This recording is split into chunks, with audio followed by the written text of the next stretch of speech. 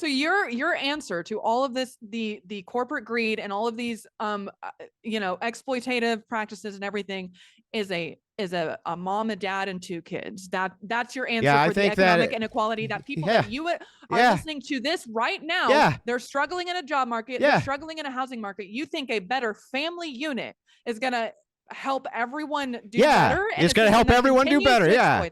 Continues to pay them less while expecting more for their rent. The system's doing that. Here's what's you know what I hang on, do you want me? I thought you wanted me to answer. Oh, okay, go on your diatribe. Come on, tell me how you're going to fix it with communism. I respect the viewers and the people who are listening to this a lot more than to say like, hey, actually, if you just have sex with this person, all of your problems will be okay. No, I respect our viewers a lot more than that. And I think that they deserve to band together and understand that collectively we can focus on more programs and social safety nets that will allow them. You can't collectivize if you don't have shared social values, lady. The shared social values is I've been laying them out this entire time. No, we don't have the same. Humanity. We don't have the same shared social values. We're more focused on. How are you going to include me? I don't share your values. I don't want any of the things you want. I don't want any of the things you want. You are so focused. How are you supposed to include me? Religious differences. You are so focused on everyone's religious differences that you refuse to operate from a perspective, from a starting point of shared humanity, and that we are all in this together. Let's start. Honestly, at the end of the day, that's the difference between you and me. I see. So I'm supposed to have an arbitrary axiom that you made up, which is shared humanity, whatever the that means, completely ambiguous, doesn't tell us any complexity of any moral system. Is Christian nationalism bad? My turn. And I said yes. My turn. So anyway, it's completely ambiguous. Completely ambiguous. Shared humanity means nothing. It doesn't mean anything. Hang on. All the time. Can I get 2 seconds? Can I get 2 social constructs? If that's the case, then if I want saying rights are social constructs. And if that's the case, argue that I'm being ambiguous about social constructs. Wait, I'm sorry. If you want shared humanity as being a starting axiom, I think you better explain it. Yeah. Okay. I think you better do that. Yeah. So shared humanity, what are all of the actual things that we all deal with? Not whether or not someone wants to have sex with this person or whatever, and all consenting adults, The actual shared values that we all have is, hey, I want to feel safe, I want to be fed, and I want to participate in a meaningful way in a society, aka those aren't shared values we all have. You just made it all up. But at the very least, it's a much more shared value system than whether or not there's a God, than whether or not homosexuality is a sin. No, 100% more unifying. Most of the world is much more unified under the idea of God than whatever crazy system you just proposed. For instance, there's 2.5 billion Christians, right? You know how many secularists there is when we compare it to Islam and then other religions? Religion is the dominant force for shared values, not secularism. That's one. And two, you're still being completely ambiguous. And when you gave me all these things which are shared values, they're not shared values. I don't share. Totally are. You can't collectivize with me because I don't want to. I don't want to. Care. Oh, so you're saying you don't care about housing and food and shelter. Is that what you're saying? I do. Here's the thing. It's funny, right? It's because you just said that you don't share those values. That's exactly what you said. Yeah. You're talking about a hierarchy of needs versus value structures. Like, do I need to drink water? Do I need to drink water? Yes. Thank you for bringing up the hierarchy of needs, because you're focused 3 steps ahead about whether or not there's a God. Meanwhile, people's base pyramid needs are not met.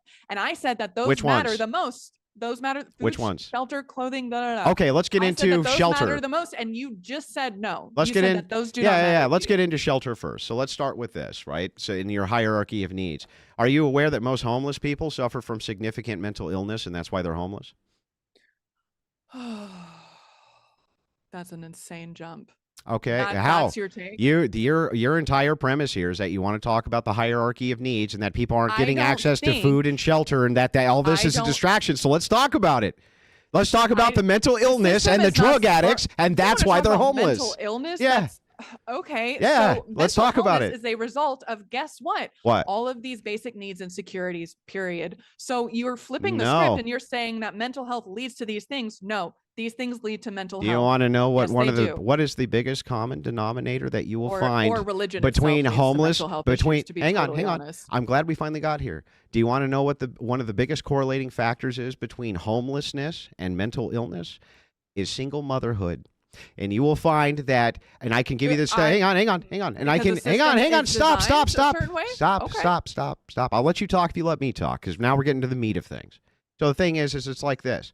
Single motherhood is the biggest direct link. So when you ask me, you say, hey, Andrew, are you seriously trying to make the audience believe that having two parents in the home under some kind of economic stable conditions where they have a wholesome family is actually going to be helpful for their economic future? You just conceded that it would, lady.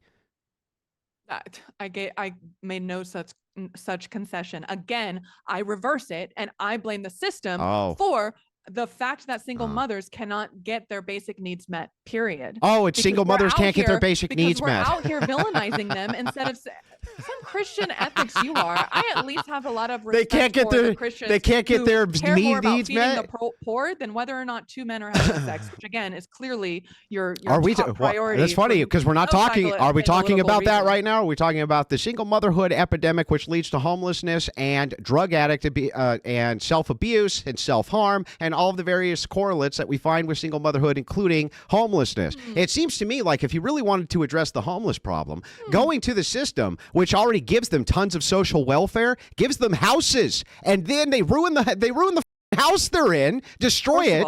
Hang on. Calm down. They literally will destroy the houses that they're given. In fact, there's been experiments. YouTubers have gone out, found homeless people, gotten them houses, and watched them destroy it within a couple of weeks because they're junkies. The thing that's really funny about this is like, look, you want to really combat that? You want to really combat homelessness? Start with how home dynamics work to begin with and what happens when you have mommy and daddy and they try to teach their kids actual values. Do you know what the success rate of those children are when they have intact two-parent homes? Oh, man, it's wildly successful in comparison to the alternative. You're not addressing these issues. You're just asking the state for a handout. I'm not asking this. Yeah, it's very easy to go straight to, well, since this is built as a meritocracy, then people need to earn X, Y, and Z. I totally get that. That's true. Again, they do. Yes, you're right. The system is totally designed for the nuclear family unit to thrive more than anyone else.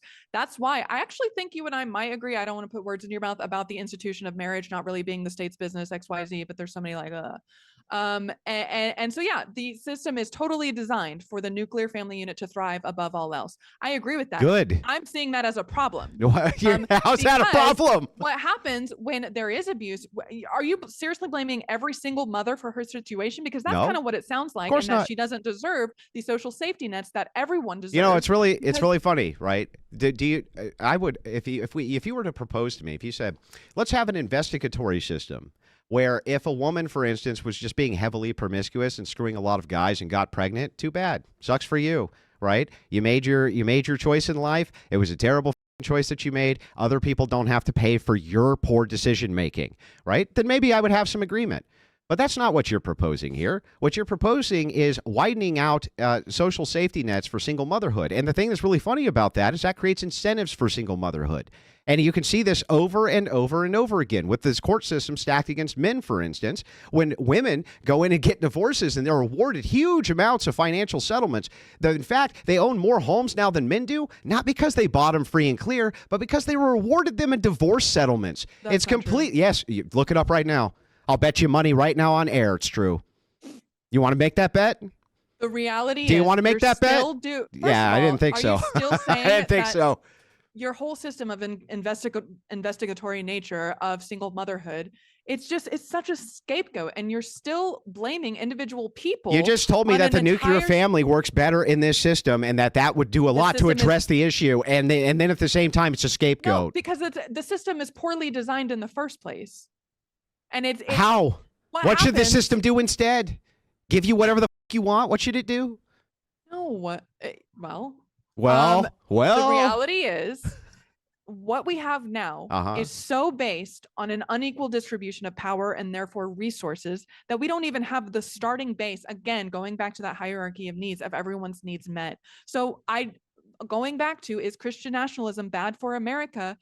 Yes, it is, because it's not focusing on the basic needs that are not being met nationwide. It's not only trying to focus on uplifting every human being under a moral, philosophical, and legislative system that makes sense, but it's also attacking things which are attacking the social fabric, which is leading to this, like the normalcy, for instance, of degenerate sex work, which leads to drug addiction, leads to single motherhood, leads to single trafficking, single motherhood in the home, and the promiscuity, which has now become rampant in society, which leads to single motherhood in the home, is one of the conditionals for the very homeless situation that you're trying to address. And instead of trying to address that and say things like, look, perhaps if we instead have propaganda around the single mother, instead of single mothers, the propaganda for them, you address propaganda from the top down in the social fabric of society to say, look, marriage is actually what's good.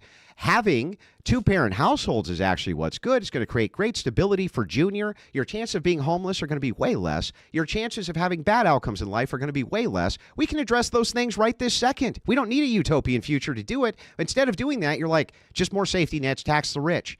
That's not helping anybody. What are you going to do legislatively here that's going to help anybody? What? I think at the end of the day, you're still more focused. First of all, it is completely irrational to expect everyone to believe in the same thing. It's completely irrational to expect You just told me we were supposed to line. collectivize. You want to collectivize. I think that at the end of the day, you're talking about making this Christian utopia, and it's completely irrational. It's not a utopia. What's the utopia? What am I saying that's utopian? What? That's like your, 300-year plan is Christian. Yeah, what am I saying right now legislatively that I would address, which is utopian? What? I know that your take, so to summarize, your take is that the state needs to have more like, I don't want to say propaganda, but kind of propaganda about the nuclear family to convince everyone that was perfect. Yeah. So why didn't it work in the past? Oh, because secular leftism. Did it work for this? Did it work for this? Did it work for this? Did propaganda work for that? That's my point. Did it work? Did it work? It's not going to work because I actually it did work for this. It did work for this. I actually respect the everyday person, and I think that they can make choices for their own lives. At the end of the day, it doesn't matter who you are. So backing up, did propaganda work for smoking? I let you talk this entire time. No, you didn't. No, you didn't. You cut me off 4 times. What do you mean? I said that Christian nationalism is bad for the United States. Actually, everyday people is probably good for the government, but it's bad for everyday people because it is completely moralizing and putting this entire moral attack on all of these things that are not the root issue. It is not a nuclear family that is going to save us. That has been tested and it failed. And again, you're talking about, oh, there's this shift in dynamics. Christian morality has never been the same. It has never always stayed the same. It has always shifted. This is really funny. With where we're at. So here's the thing about this that's so hilarious to me. No, nuclear families didn't fail. What happened is there was a bunch of leftist secular propaganda, starting with the Secular Human Manifesto 1, by the way. I don't know if you've ever read the first one, but it was actually very dogmatic, wasn't it? It was very dogmatic, Human Manifesto 1. And they didn't even secularize it. Because it was religious. Well, here's the thing, Unitarian. though. Yeah, it was Unitarian. It was Unitarian, and the design of it, manifesto is more dogmatic. No. It was Unitarian, specifically because they wanted to infiltrate churches and tell them this idea of having a nuclear family and a dad and a mom at home, it's archaic, it's stupid, it's foolish, like you're doing right now. You can't actually tell me why that's stupid. You can't tell me why it would actually be stupid for us tomorrow to have a massive... Hang on, stop. My turn, lady. It's my turn, lady. My turn, lady. Yes, it does. You're literally appealing to outliers. You're appealing to literal outliers. Almost everybody in the world, everybody in the whole world has a mommy and has a daddy. Secular leftism has this huge pool, and it's not so much an outlier anymore. So according to your argument, now the pendulum's swinging. Now the pendulum's swinging, baby. So here's the thing that's so great. Here's the thing that's so great about this, right? And you still couldn't tell me. You could never tell me why it would be that if I, as a unilateral president dictator of the United States, said, okay, you know what? We're going to have mass propaganda about having a nuclear family, right? And the idea that that you're a single mom by choice, not because your husband died or because he was, there was drugs or something like this, but because you chose it because you were promiscuous and things like this. You're not getting handouts for that. Okay, what we are going to do is reward people in society who make these great contributions to it. They stay together. They stay really focused on society. That's the thing we're going to uplift. We're not going to punish these people, but from your view, just us not giving them free is a punishment. I'm not talking about giving free to people who have intact family units either. It's totally fair across the board. Except if you move society towards that, you're going to end up solving a bunch of these issues. You're going to end up solving the birth rate problem, huge issue that we have in the United States. You're going to end up solving a lot of the degeneracy issues, huge issues that we have. A lot of the corporate mega donors, if you have good intact families, they create good intact communities. That's the very thing, the social fabric that could actually stand up to your oligarchy of millionaires and billionaires. Right now, you can't do it. How are you going to get a bunch of Christian ethicists to go walk hand in hand with a bunch of homosexuals to go, really stick it to these billionaires? If the billionaires are going to assist either side in their worldview, that's what they're going to push. The only thing you have, the only thing you could ever count on is intact communities, which requires intact families. That's what it requires. Honestly, Andrew,